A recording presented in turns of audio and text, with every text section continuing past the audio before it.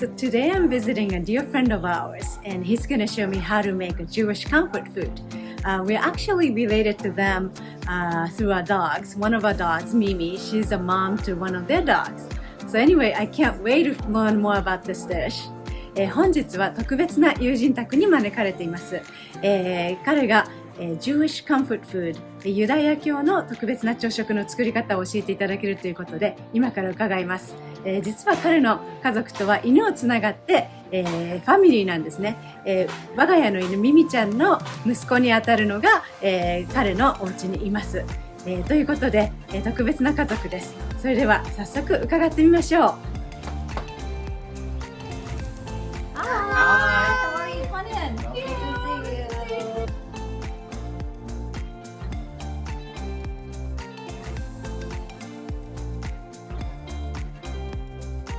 So Kenny, what are we making today? This is called fried matzah. This is the first dish I was ever taught. It's the only dish I was ever taught by my father. Oh, First thing I've ever learned how to cook. Right. And it is Jewish comfort breakfast. This is breakfast. Okay.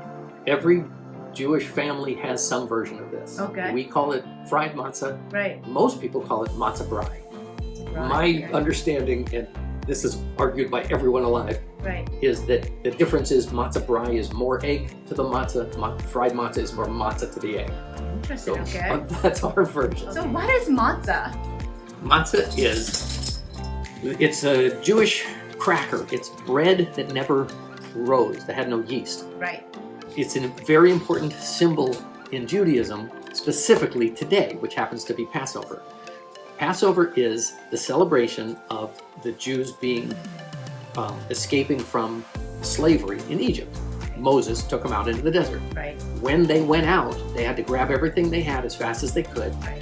And the story goes, they had flour but no yeast. So they were able to make bread, but it couldn't rise. And if you have bread that doesn't rise, it's a cracker. And their version of it is matzah. That's all it is. It's just flour and water. And we're today going to take that and essentially make scrambled eggs with it. Okay. Mixed together in its own variation. And that's everybody's favorite, every Jewish family I know's favorite breakfast, fried matzah. Here is how to make fried matzah. Okay. Matzah. Eggs are in the fridge. I'll get them. I'm going to start with the eggs. Okay. Once I get started doing things, it all happens kind of fast. Okay. So it helps to have things ready. How many eggs do you need? So it's math. The matzah comes in sheets like that, like pieces of paper. Right. My general rule is 2 pieces of matzah per person. We're going to make enough for 2 today. We're not going to even double it Right. before. 2 pieces per person, 1 egg per pair. So 2 eggs Okay, 2 is eggs, the answer yeah. to your question about Okay. eggs.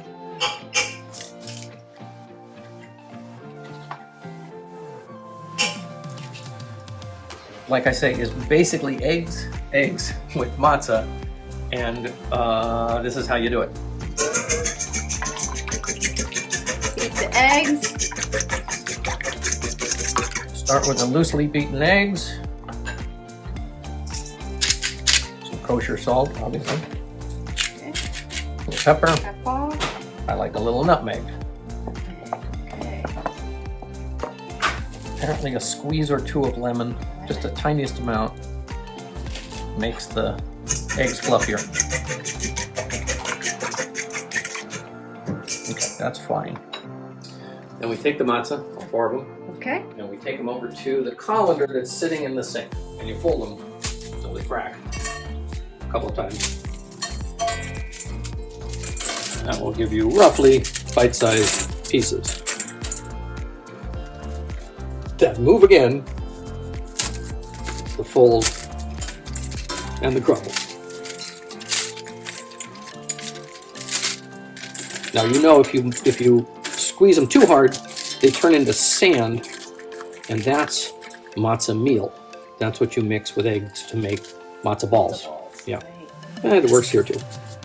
Okay, here's where it gets fast.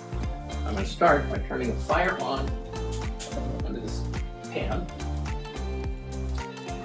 take the hot water and you just pour it right on top of this.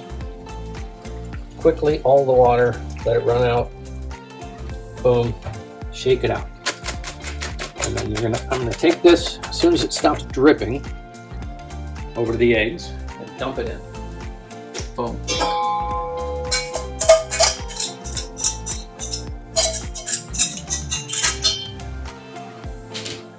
And then all you do is mix it together.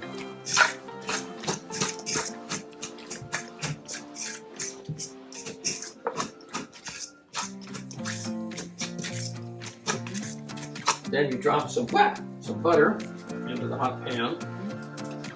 Quite a bit of it, butter.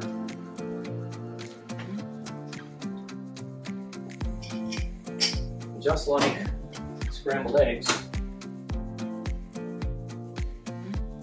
Oh, the butter's melted. Nice and melted butter, and then you pour in as much as it'll hold. I prefer the sizzle to get a bigger fire going.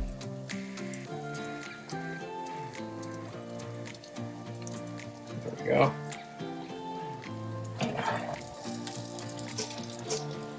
I got a little sound.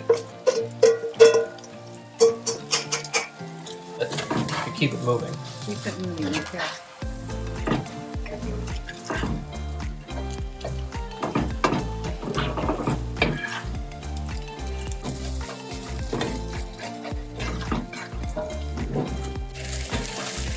Yeah, it's getting a little brown. Now, everybody has an opinion about their matzah the same as they do their eggs, whether it's you like it crunchy or a little on the softer side. I see. I'm right in the middle.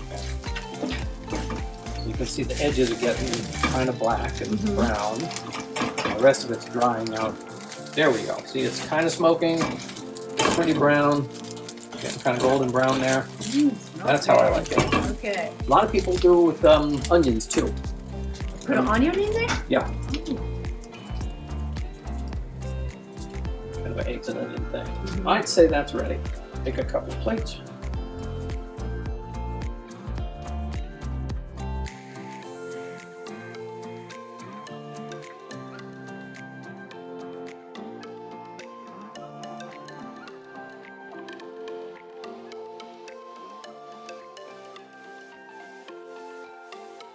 Leave some for Elijah.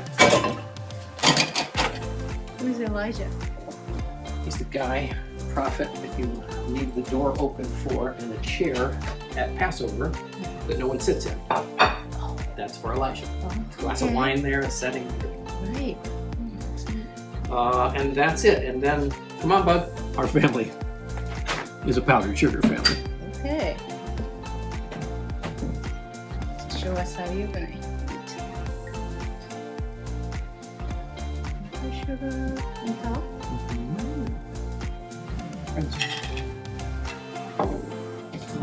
The blueberry jam. That's wild blueberry jam.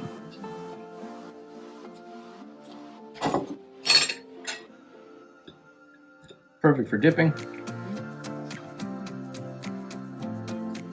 Pour a little salt.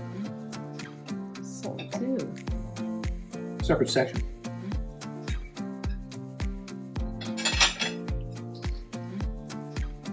Hot sauce? A little hot sauce. Wow. Here's something I learned in New Orleans. If you take powdered sugar is the standard.